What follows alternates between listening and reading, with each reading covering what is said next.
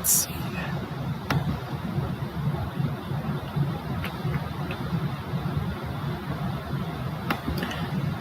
Trying to see. Let's see. Hopefully everything is working.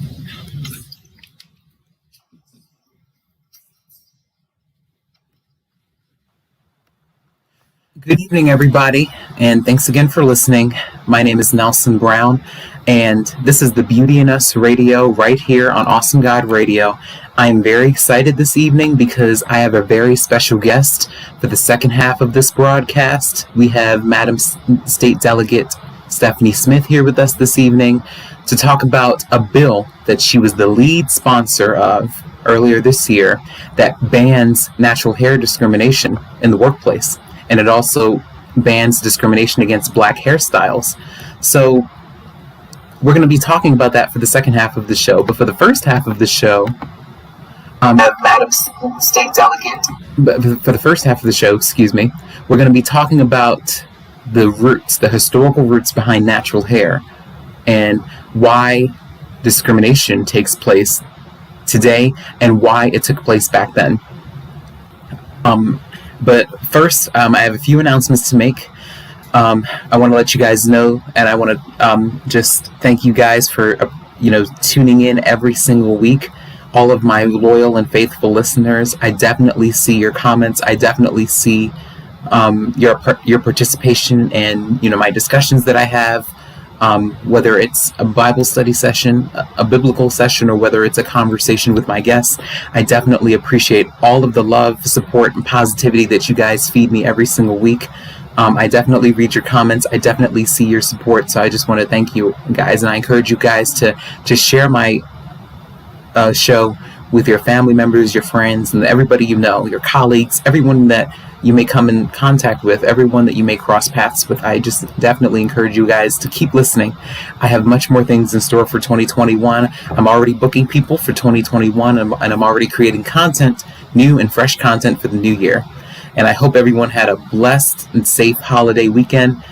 This past weekend, I know that things look a little different this year because of the pandemic, but that should not stop anybody's holiday spirit. I hope and pray that you guys continue to find peace this holiday season. I hope and pray that you guys continue to pray that God gives you the strength and the endurance and the perseverance that you need so that you can continue to do what He's laid on your hearts to do and what He's called you to do.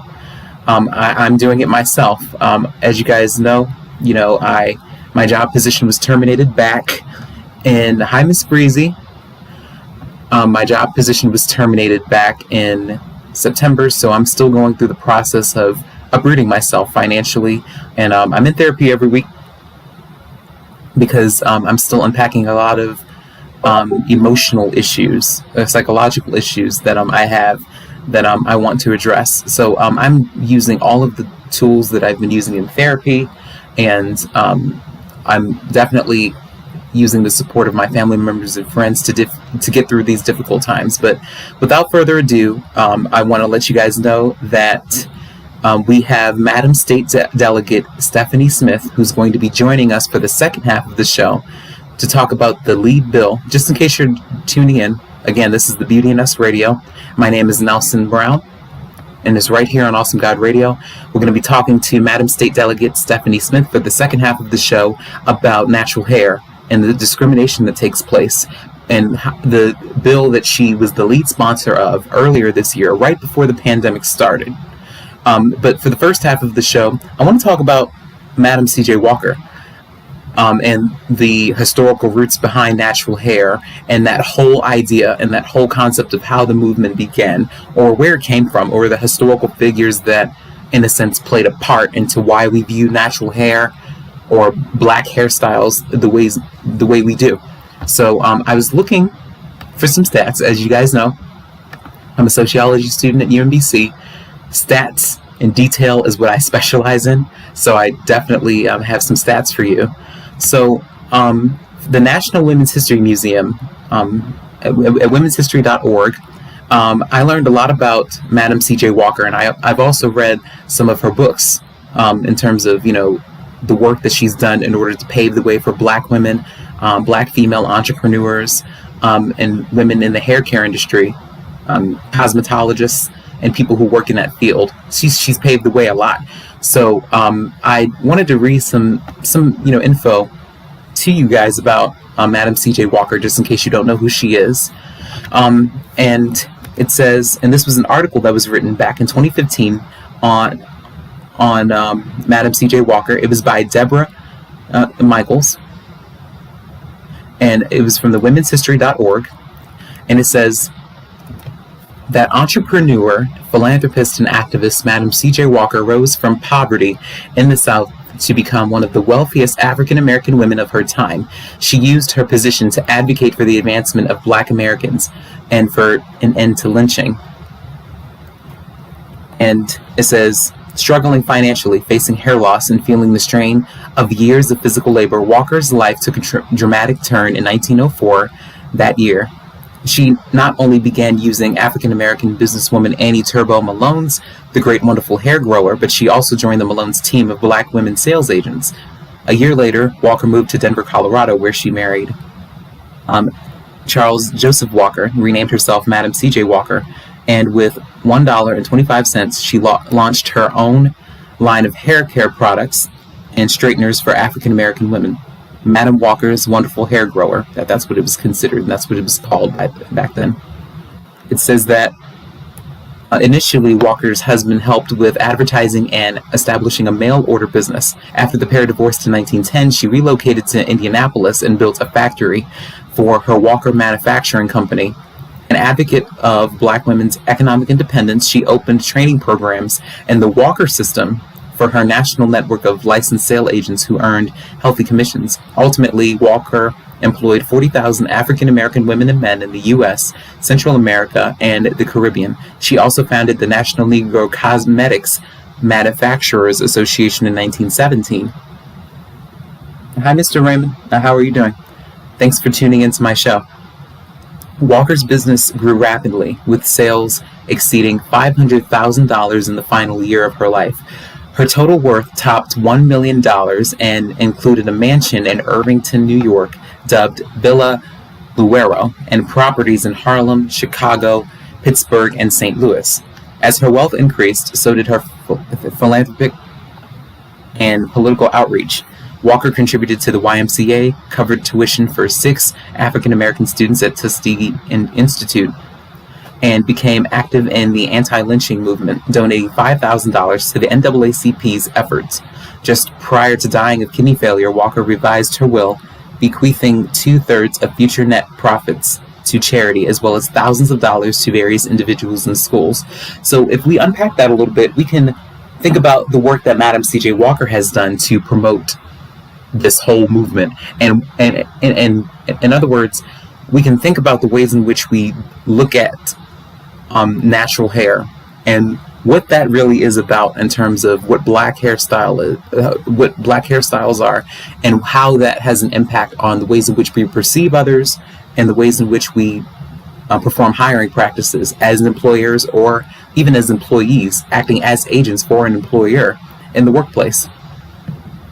I have a few other statistics, but I wanted to read an article from the Washington Post, and it's about Madam Delegate Stephanie Smith and the bill, the piece of legislation that she was the lead sponsor of earlier this year that rose to prominence. And this Washington Post article was written by Ovita Wiggins on March 16th of 2020 at 7:18 p.m., and this was right before the pandemic started.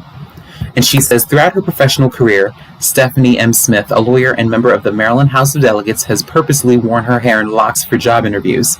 While her prospective bosses were interviewing her, she was silently sizing them up, watching how they reacted to her hair. While Smith never felt penalized by that choice, she said many of her friends have been told over the years that they should style their hair differently if they want to advance professionally. It is one of the main reasons Smith introduced legislation in the Maryland General Assembly that expands the state's discrimination law to protect hair texture, afro hairstyles, and protective hairstyles such as braids, twists, and locks. And she says, Madam Smith says to require people to pretty much alter chemically or in some type of extreme way how their hair grows out of the head seems to me so beyond intrusive. And this is what she said. And she also said that in the 21st century, it shouldn't be necessary to make those kind of accommodations to someone just so that you can see them as a human or even as a professional. And it says that ever since, and then Miss Wiggins, the writer of this article in the Washington Post, also said that ever since a New Jersey high school wrestler was forced to cut his locks to participate in a match more than a year ago, the issue of hair discrimination has exploded in the national consciousness. Let's see. Okay. A growing number of states and localities, local, excuse me if I screw up this word, excuse me, whatever, are taking steps to ban such discrimination, often led by young African-American lawmakers like Smith, 38, who understand the shame and frustration the wrestler felt on a deeply personal level. Since last year, California introduced and later approved the first bill called the Crown Act to expand protections. Since then, New York, New Jersey, Colorado, and Virginia have followed suit. The Virginia legislation, which Governor Ralph Northam signed this month, was brought by two veteran African-American legislators, Senator Lionel Spruill Sr.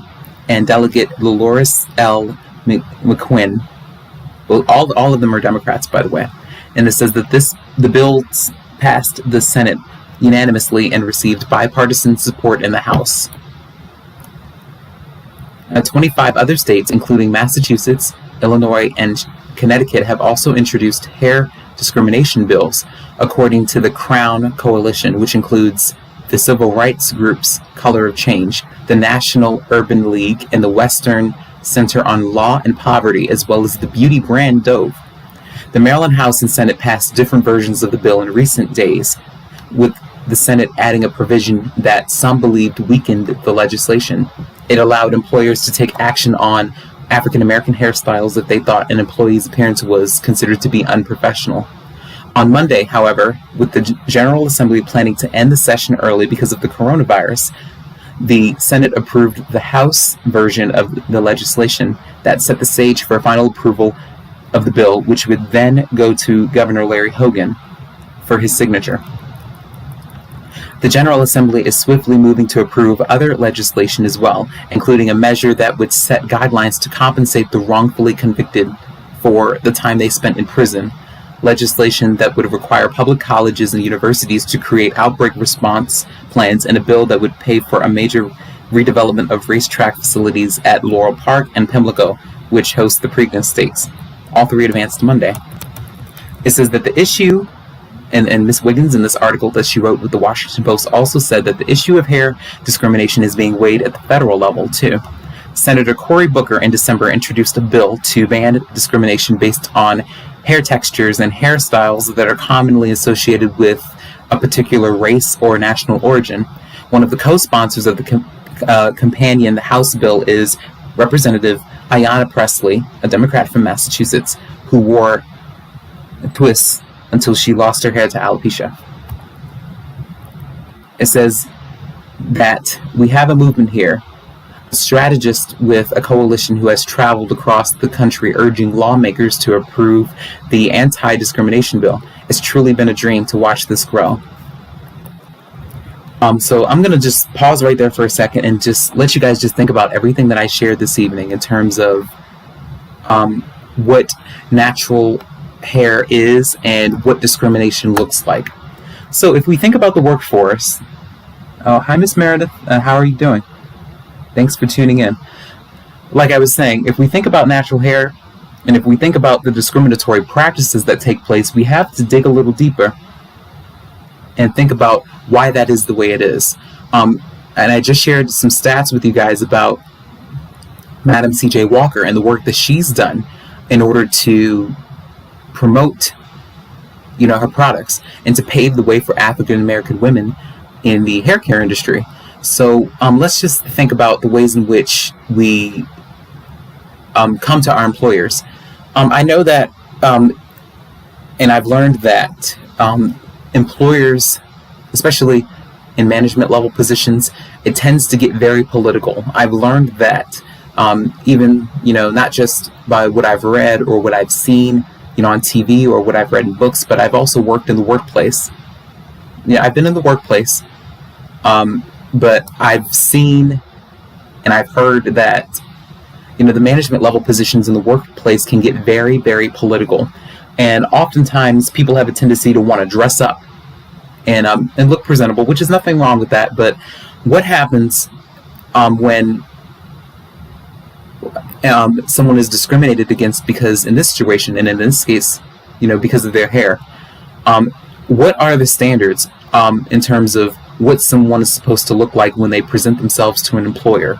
I mean, because with me, I was always the type of person that dressed up in high school, and even in middle school. I was so accustomed to wearing uniforms, and I was always very dapper. I was always considered to be very dapper, but I wore an afro in high school throughout my entire time in high school, and I shaved it off, for my senior prom. But it just has me thinking about, why does the hair on top of someone's head bother another person so much in the workplace? Why is that considered to be unprofessional? Why do people have such an issue with natural hair? Because even though that the movement continues to grow, there are still people that have an issue with natural hair. And it's not just, an issue amongst the Black community. It's a part of our culture. It's a part of American culture and world culture. So I just want everybody to just think about that. And like I said before, I know that sometimes the management level positions in the workforce can get very political. And sometimes people let their personal feelings interfere with what the rules and regulations are in terms of what the hiring practices look like. So again, what is wrong with someone coming in with a natural hairstyle? And like I said, I wore an afro in high school, and I always got compliments from people saying that how great my afro looked. And I've even been to career fairs where it was never a problem. The prospective employer never made a comment or never deducted points from my performance rating or from the list that they had because of my appearance and because how I chose to present myself. I never had an issue with that. Everybody loved my afro in high school. So, and it was something that I loved to just walk around in. It made me feel confident and it made me feel proud of who I was. But oftentimes everyone's not very fond of that. So what gives someone the right to tell someone that they're not worthy of a promotion or that they're not worthy of a job position because of their hair? What gives someone a right to say that? What gives an employer, especially someone in a management level position, whether it's a manager or whether it's a director or whether it's an executive, what gives someone the right to tell someone that their appearance is wrong, them wearing the hair the way that they wear their hair is wrong? What gives someone in a position of power or authority in the workplace to say that? That's what we need to figure out tonight when we talk to Madam State Delegate Stephanie Smith, because it's been an issue for a long time. And I even want to ask you guys, do you feel as though people mistreat you or treat you differently when you wear your natural hair? I want to hear from the ladies, because I know that this issue is a universal issue, but I know that women are affected by it more often than men are, but it doesn't exclude the fact that men are not victims of natural hair discrimination. But I want to hear from the ladies. So what do you guys think about the natural hair movement? What are your views on natural hair discrimination? Do you have preconceived notions about people because of how they present themselves? How they present themselves in the workplace? In terms of the hiring practices that take place in your place of employment, at your agency, at your organization, at your company, do you see any type of discrimination in terms of natural hair? Do you see any of that occur? Does any of that transpire? So I just want to hear from all of the ladies. What do you think about that? because it's something that is it's becoming a really, really sensitive subject, and it's starting to become a very, very personal movement, because it's all about confidence for me, because I know that sometimes people have a tendency to wear what they want to wear what they wear, or present themselves the way they present themselves based upon what they think other people would like, or based upon what they believe other people would deem as being acceptable in workforce, and just by society in general. And there's an article from Cosmopolitan magazine as well that talks about the Crown Act. It says, the Crown Act, what do you need to know about the fight against hair discrimination? The bill is now one step closer to becoming a law. And this was published on the 28th of September this year. And it says, in December 2018, Andrew Johnson, a black teenager from New Jersey, was given two choices, either to cut his locks or forfeit his high school wrestling match. And this ties into what I discussed earlier. And this is an incident involving a man, a black male, a black teenager. This is a little boy. And he's being told to cut his locks or to forfeit his high school wrestling match. And it says that Johnson picked the first option, and the video clip of the white referee hacking off his hair went viral. But even when all of the outrage toward the referee in the school district, black people are forced to make similar decisions every day. There are still racist policies and unfair judgments that target black people, and even more specifically black women, for wearing natural hair or rocking a protective style. It says that the Crown Act is working to fight against the undue burden. You've probably seen the Crown Act in the news, but if you're looking for a full breakdown on the law, you've come to the right place. Keep reading for a rundown of the bill and how you can get involved in the fight against hair discrimination. It says, why is the Crown Act important, and why is it present nowadays? It says that the Crown Act stands for creating a respectful and open world for natural, and it is a law that aims to put an end to race-based hair discrimination. It says, when people lose out on work or school opportunities because of their natural hair texture, or hairstyles, that presents itself as being a problem. It says that the co-founders behind the law include Dove, the National Urban League, Color of Change, and the Western Center on Law and Poverty.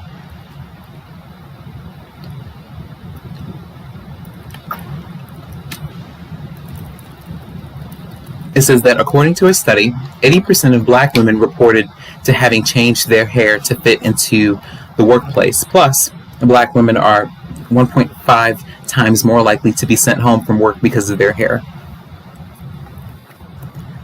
It says, if you're thinking, well, it's just hair, aren't there other issues to focus on? Think again. And again, this is an article from Cosmopolitan. It was written on the 28th of September this year.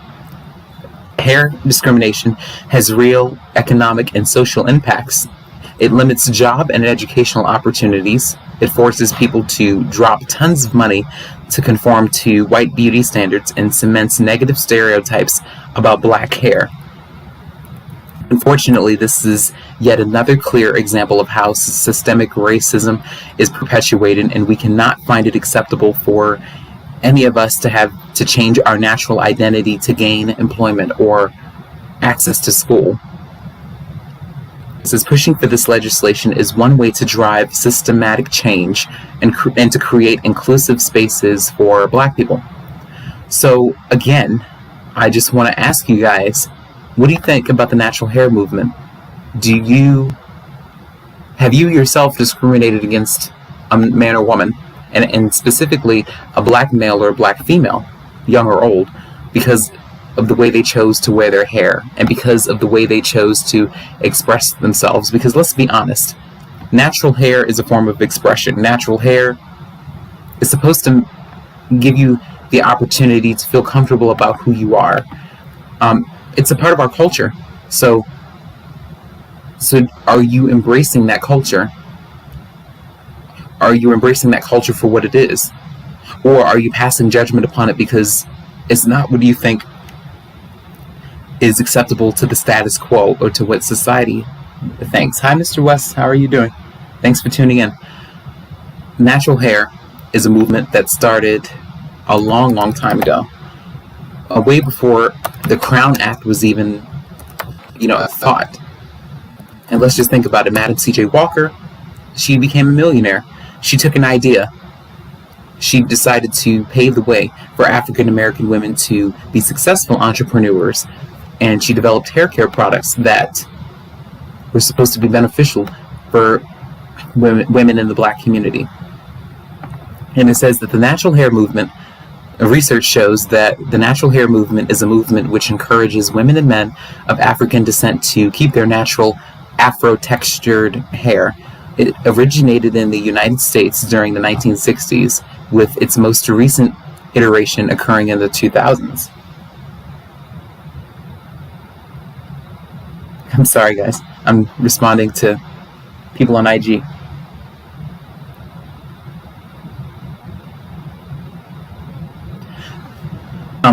What was it? No, what was I saying? Oh, yes. What was I saying? Yeah, right. Okay. It says that the movement designates black people who wear Afro-textured hair in its natural, coiled, kinky, or tight, curly state. And the word nappy has been subjected to dehumanization since the Atlantic slave trade. Therefore, some Afro-descendants have positively taken the word back. It says that these individuals of African descent give up relaxing their hair and allow it to grow in its natural texture. To read your hair means to chemically straighten it. It says that which can be done professionally, or a kit can be purchased at a grocery store for home use. And again, these are all articles. This is all research. I'm not making any of this up. It says that their hairstyles can vary by the adoption of hair twists, braids, or even dreadlocks. Not everyone who wears their natural hair chooses to forego all forms of straightening or styling. Additionally, being natural does not necessarily indicate a strict adherence to any particular type of product or styling regimen, nor should it be tied exclusively with certain social or political beliefs.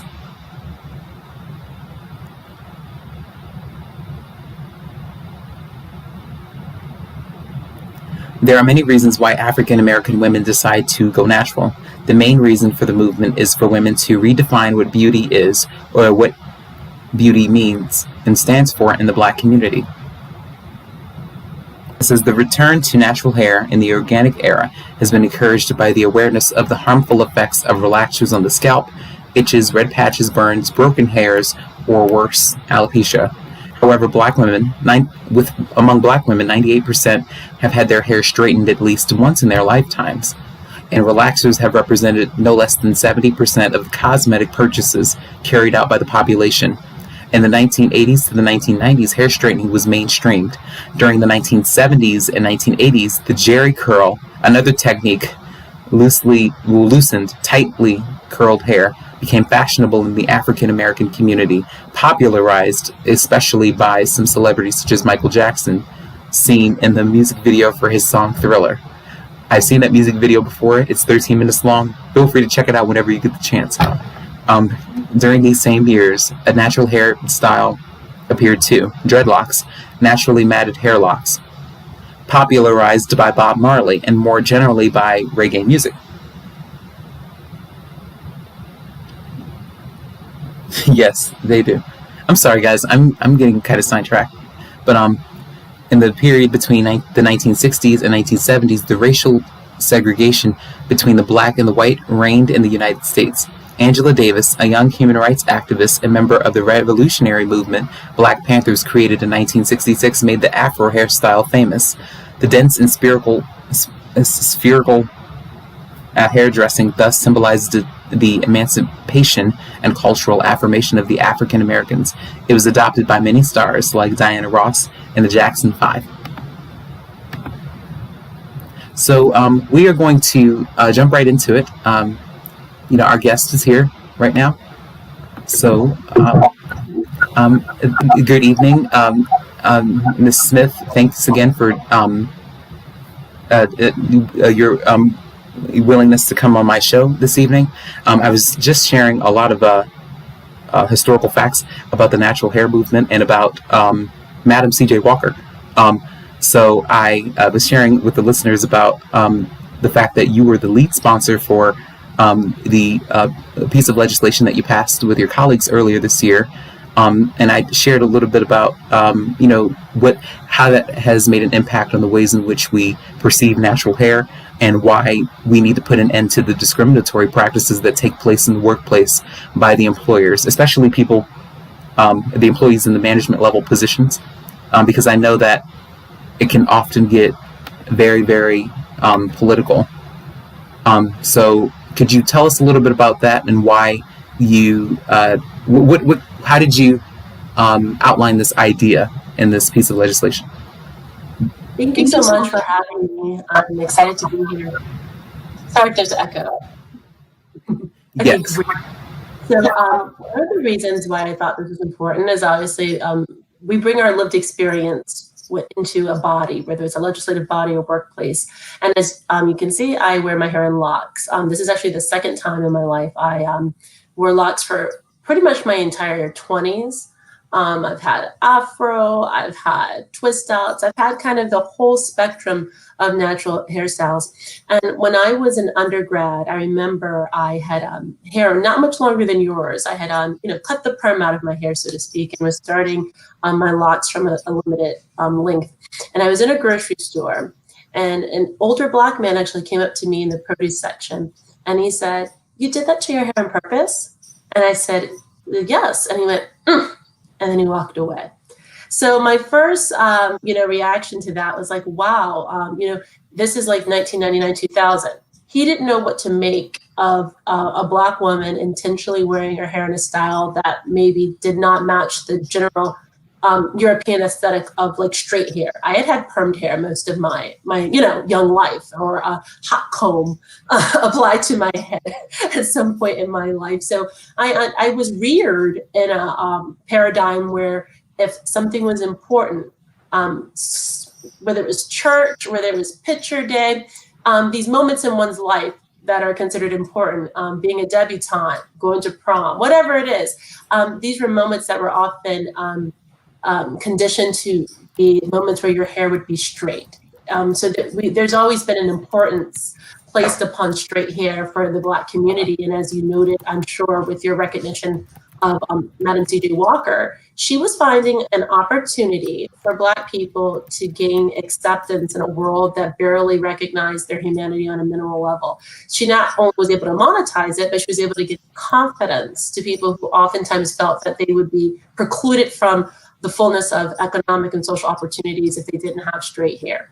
But now, at the dawn of the 21st century, I think people are realizing it's not a slight to Madam C.J. Walker, but it's a more full recognition that to be a whole person in America shouldn't require you to suppress the natural tendencies of one's hair or to mimic a texture that may be more alien or unnatural to your hair. So this isn't always about the hair that sprouts out of your head. It's also about braids and other hairstyles that, while they may require additional help to hair to achieve, it's still an aesthetic that is more familiar to African hair textures and styles and traditions. So for me, I realized that when I serve in the General Assembly with my hair like this is itself a bit of a revolutionary act to some folks. I remember we have pages, they're high school students, generally seniors, who help us when we were able to meet in person.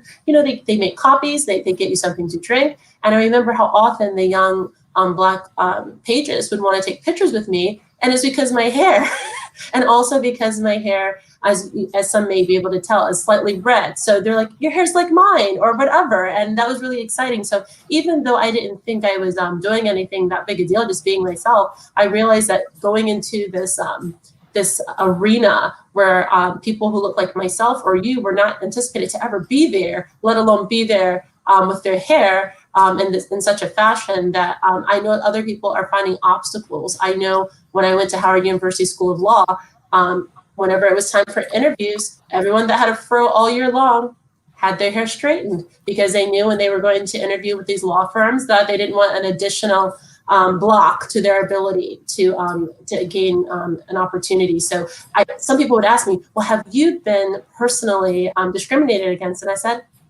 I wouldn't know. Oftentimes, hair and notions around grooming, people aren't necessarily going to say, you know what, Stephanie, because you're a Black woman, I'm not going to give you this opportunity. But they might say things to someone like, we didn't think you fit. What does fit mean, right? And sometimes people have been so expressed in their policies to say that one shall not be able to wear their hair in a certain itemized list of hairstyles. And oftentimes overrepresented on those types of lists are hairstyles more likely to be worn by Black people, like locks, like twists, like braids, like cornrows, like afros. So one of the things that I think people have to realize is that we're not going to face discrimination sometimes in the most obvious ways anymore. And grooming codes and regulations can serve as proxies for racial discrimination, when a policy handbook would never say no to Black people, but will say no to everything that is closely tied and aligned with Black people. So for me, I thought this was important to address. I have a very, very good friend of mine who runs the National Crown Coalition. So she was front and center in helping California and New York pass these laws. And when I told her I wanted to do the same in Maryland, she said, I will do everything to help you. And we were able to have fantastic pro bono lobbyists, all Black women, volunteer to help us. Yes, it's really amazing. And I definitely remember hearing about it like earlier this year.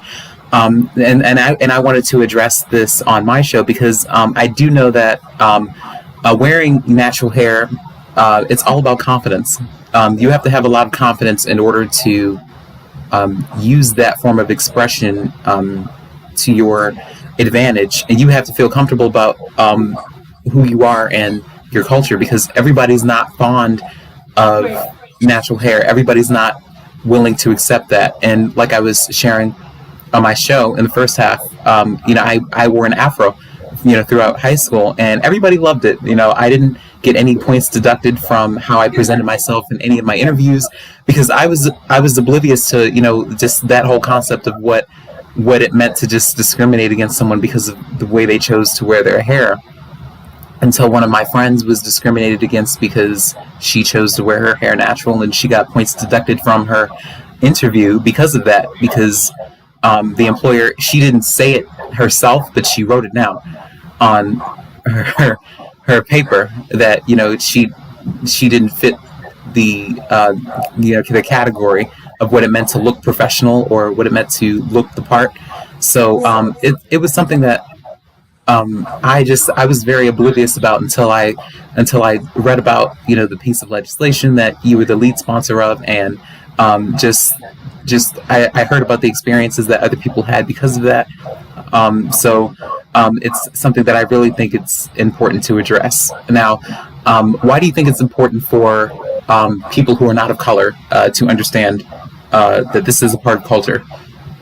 Well, I think it goes back to kind of the example you gave, right? A lot of people kind of assume that racism always manifests in these very kind of, I would hate to say, they're almost like these primitive ways, like black water fountain, white water fountain. I think that racism is always kind of like that obvious, but much of what undergirds racism in our society are the things that so many of us, both black and white, treat as normal. Like, people think it's normal to think that only a certain aesthetic can be deemed professional. That's why you've seen a whole ad campaign around my natural hair is professional. My natural hair is this. Even right now, there's an article in the Baltimore Sun from the editorial board of the Baltimore Sun defending the right for Mayor Brandon Scott to wear an afro. So, I mean, even in this very moment, we're having a conversation about why the highest, elected municipal official in Baltimore, is it okay that he wears his hair in an afro? So, when I remember when I introduced this legislation, there were some friends of mine who were elected officials who maybe had not been as adventurous as you in their youth. Maybe they didn't have afro when they were younger, who were like, oh, is this that big a deal? And when they realized how many of their fellow Black elected officials were had been impacted at some point in their professional journey by a decision they maybe felt they had to make. Like they felt like I have to make this decision. I have to wear this wig. I have to do this or that in order to advance myself. I think for a lot of people, they just didn't know. And a lot of what people are doing that are Black or people of color in general, we're trying to preempt racist experiences. So sometimes, we're not always telling people the things that we've gone to prevent it, because it's so normalized, this defensive posture of, well, let me blow my hair out for the interview, let me do that, whatever. These are things that other people aren't even thinking about. They're just reviewing their resume the night before and going about their business. But we're thinking about all these additional things that we don't want to be necessarily held against us. So I think it was important for people to realize that racist systems are upheld not just because everyone is a Klansman. It's because so many times we're indifferent to the things that people are doing just to live the same type of lives we're trying to live. And when you think about the expense that Black women have traditionally gone to just to maintain an aesthetic that's not necessarily natural to their natural hair, texture and so forth, or growth pattern, it's extraordinary that other people haven't always been aware of what that burden can be. But I want to just be mindful that this isn't just a woman's issue. Look, Mayor Scott is a young man, being, feeling the critique of his hair choices. We've seen so many things in the news. There was a young man, I think he was 16 years old, working at Six Flags, and Six Flags said he couldn't have cornrows. I mean, Six Flags, we're not even talking about corporate America working in a boardroom. We're talking about like a first job. So, there's been a lot of things about this issue that people have confided in me off the street. Just it cuts across age, gender, class. It's a very unifying thing, because your hair, it's so intimate. It's you. It's part of you. Yes, and I even read about an article. This was a couple years ago, back in December of 2018, where a New Jersey teenager, he was a Black teenager, he was told to either cut off his dreadlocks or to quit the match, for his wrestling match. So that right there definitely that set off alarms there, because I'm like, what does that have to do with his performance, for wrestling? If he's a great wrestler, he's a great wrestler. And I know that, like, even working, because I've worked in the workforce, and I know that oftentimes the management level positions, especially the executive level positions, get very political, and they want to make things look good on paper. So they want to hire a specific group of men or women, or from this color or that color to this group to that group, and it gets very political. And I just think that because I don't look at any of that, I just look at somebody's skills, their abilities, their performance, and I just I think that those hiring practices are more important than what somebody looks like. I mean, in your head is more important to me than what's on your head. And also another thing that I had to confront in some of the hearings, believe it or not, because we had to have hearings in the House, but also in the Senate. And I think people were conflating natural hair with poor hygiene. And that was outrageous to me. We were saying, hair should be clean no matter how it grows out of your head. This is not about, nothing about the Crown Act precludes workplaces from having standards around hygiene. Nothing precludes a workplace from having standards around, hair being away if you're in food service. Of course, it should be adequately wrapped up, or, or a net. None of these things have anything to do with you having a common sense public health measure, in place. But the fact that there was kind of that wiggling to try to figure out what could make it a satisfactory way to eliminate this type of hair from being acceptable, it was interesting seeing the wheels turning in some people's minds to try to find a way to just make it unacceptable. But, one of the reasons why it was also important to have this law is that without it, if you felt that you were being discriminated against, you really didn't have a tool for redress. So, we expanded the definition of race to include, hair textures and, of course, protective hairstyles. And then we described what protective hairstyles were. But without that, a lot of the agencies at the county and city levels, and of course at the state level, that investigate claims of workplace discrimination, without this law, they don't really have a tool for redress, because what are they investigating? It changes from that's an unfortunate thing that happened to you to this is something that the authorities can seek relief on your behalf about. Yes, absolutely. And one thing I did want to ask, because I know that this is incorporated into law and as a form of discrimination. So, is it very very difficult to prove that someone discriminates against you because of your hair texture or because of your natural hair? Because nobody's going to say, "Well, I'm not going to hire you because your hair is not good enough for me." Nobody's going to come out and say that. So, They are. I think that's what people were kind of astonished by. People are really putting in their HR books, we can't hire people who have locks. I mean, people are putting these things down.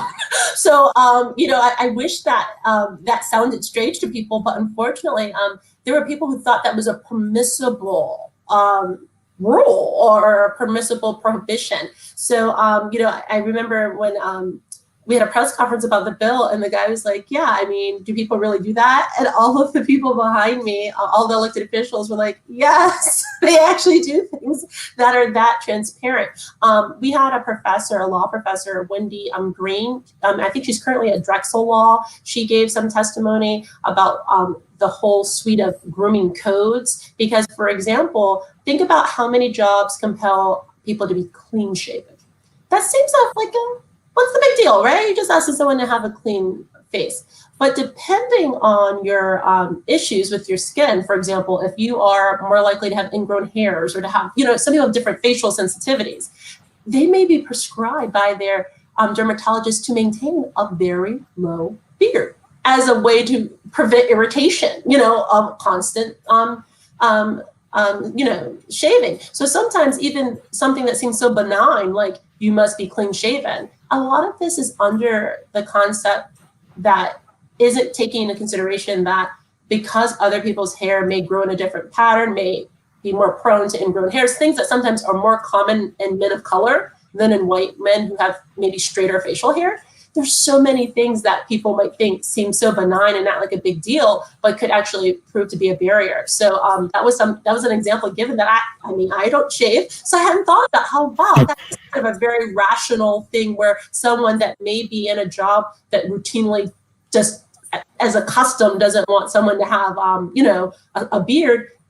Preventing someone from having a beard that otherwise would be like inflamed constantly or have infection constantly is probably really impractical. But when you're not thinking about different types of hair, you might not consider this a big deal.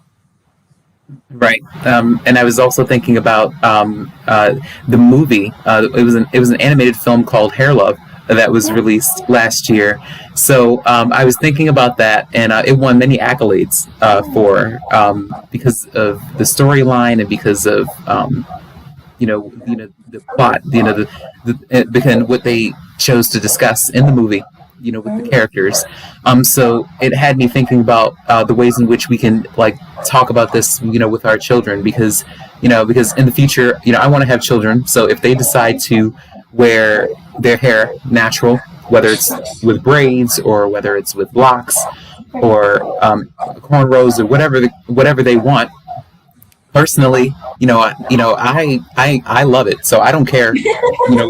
I don't care what as long as you take care of your hair. I don't care. What. Take a shower, wash Right. your hair, and I don't care what else. Yes. So as long as you keep it clean and you take care of it, I don't care what it looks like.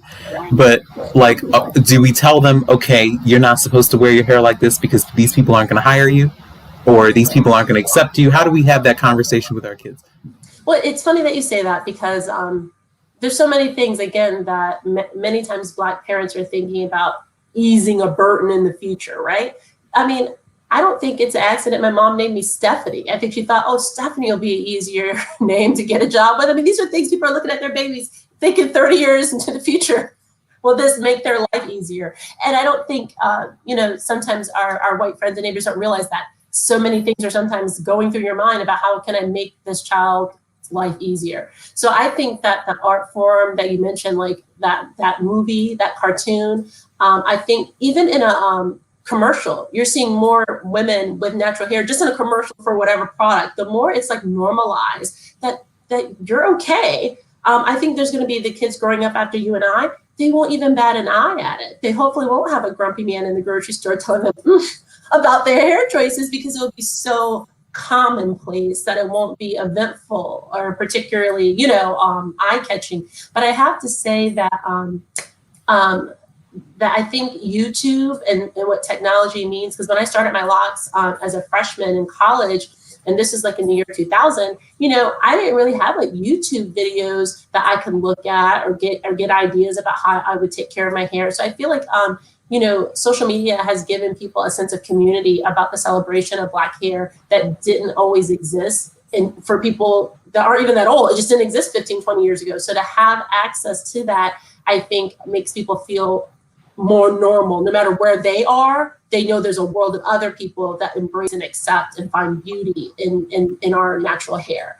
I also think it's interesting. I bring this up often because I love Michelle Obama. I'm sure many of the people who watch your show love Michelle Obama.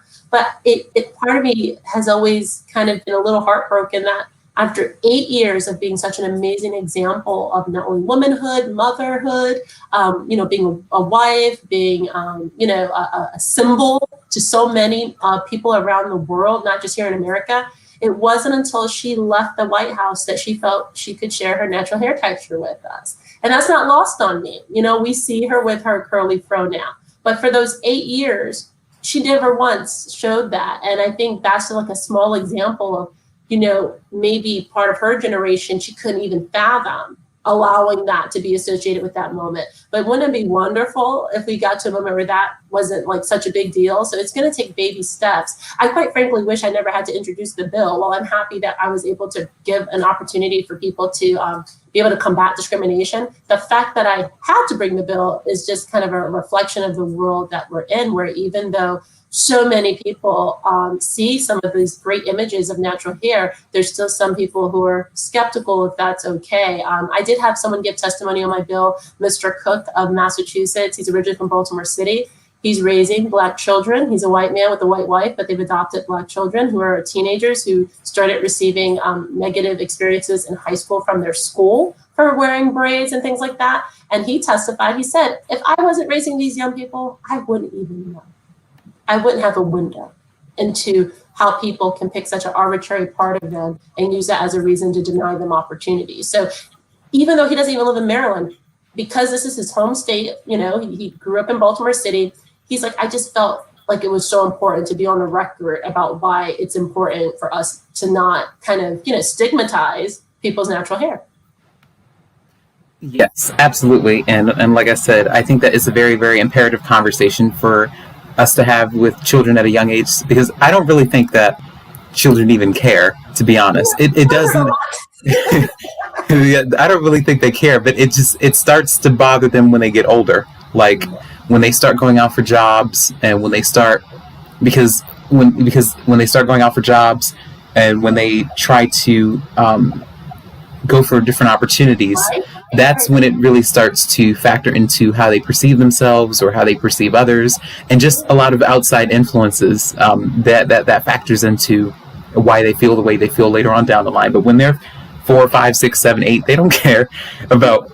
I used to wear little Afro puffs when I was like 3, and I never forget this little white boy was like, "You look like Minnie Mouse," which I loved Minnie Mouse, but for whatever reason, my feelings were hurt. I was like, "Mommy, he said I look like Minnie Mouse when I wear my hair like that." So I never wanted to wear my hair like that again. Now, she would wear it in one poof, but I never wanted the two because I didn't want to be teased about looking like Minnie Mouse. But, kids are kids. The things that sometimes irk them are so, like, we don't even understand, like, why that stuck with me. But I knew it wasn't coming from a mean place. He wasn't saying that my hair was ugly. And some little kids have unfortunately heard, things like that. Like, your hair is weird, or your hair is, like, ugly just because they're different from other people. But again, if their teacher has that hair and another lady in the school has that hair, all these things become less weird. Yes.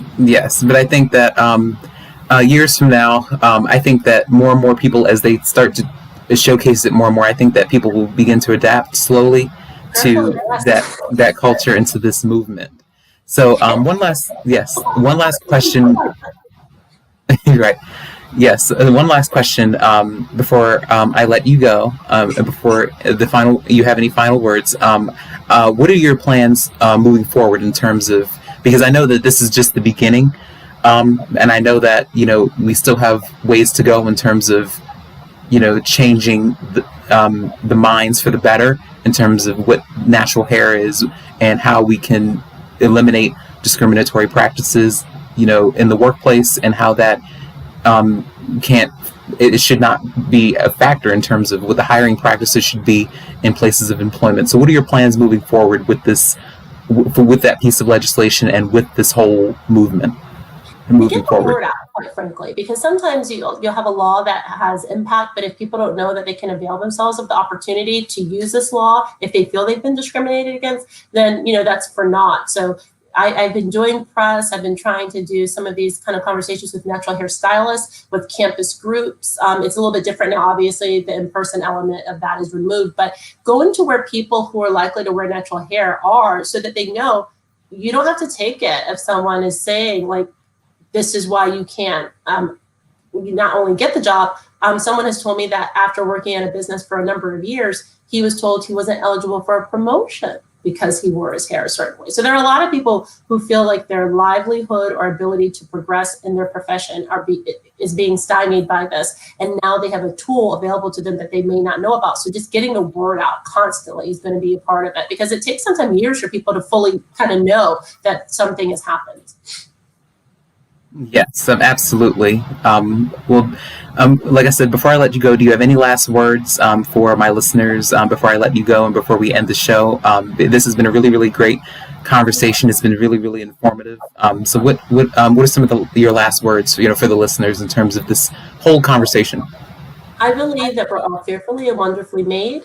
And with that in mind, there's nothing wrong. From the top of your head to the soles of your feet, you were made the way you were supposed to be made. You should love that, be grateful for it. And one of the beautiful things about being you is that no one else can be you. So I'm grateful for the me I am. I'm trying to be a better me every day. And that's why, when people say, well, you've managed to be successful with your hair that way, why do you need this law? And I always tell people, I have done things in spite of obstacles, but it doesn't mean that we shouldn't fight to remove obstacles for others just because we were able to overcome them individually. So no matter what you're doing in life, just because you made it through, think about the people who maybe would need additional help, and do what you can to remove those barriers in any way that you can. Yes, I agree 100%. Well, I'm going to close everybody out, but I want to thank you for being a part of my show, and I want to thank you for just sharing a lot of your knowledge and expertise in this area, because I see that as something that you're very passionate about. And even from what I've read about, the piece of legislation that you were the lead sponsor of, and just, your background and your upbringing in terms of how you've managed to build up a lot of confidence, with natural hair, and with, how you carry yourself. It's very inspiring. And I know that, with the listeners, somebody is going to break free from that fear of being themselves and expressing themselves in that manner. So I want to thank you again for being a guest. And I will definitely keep in touch, just to see how this goes, because I know that this is just the beginning. You could be a friend of mine, okay? Even if it's always online until we can meet in real life. Yes. Well, thank you again. And I hope you have a great evening. You too. God bless. You too. Okay, well, that is the end of the Beauty in Us radio. I want to thank you guys for listening. I hope you guys felt informed, inspired, and uplifted by this message. I know that, it's a really personal subject. It's a really sensitive subject, but it's really, really necessary. This is the last show of 2020. This is the last show of the year. So I want to thank you guys for tuning in. You guys, I've been so blessed by your love, your support, and encouragement throughout these entire few months I've been doing this show, but I have much more in store for 2021 on the Beauty in Us radio, and I have more books that I'm creating content for, and that I'm working with my illustrator and publisher, well not publisher, editor and illustrator for. I'm self-published. But I want to thank you guys again for tuning in. Next week we are going to have Maryland State Delegate Maryland State Senator Dr. Mary Washington with us to talk about the school systems and the field of education and how she incorporates that into her work every day in Annapolis. So that will be our first show for the new year. I want to see you guys again. So next week let me check my calendar,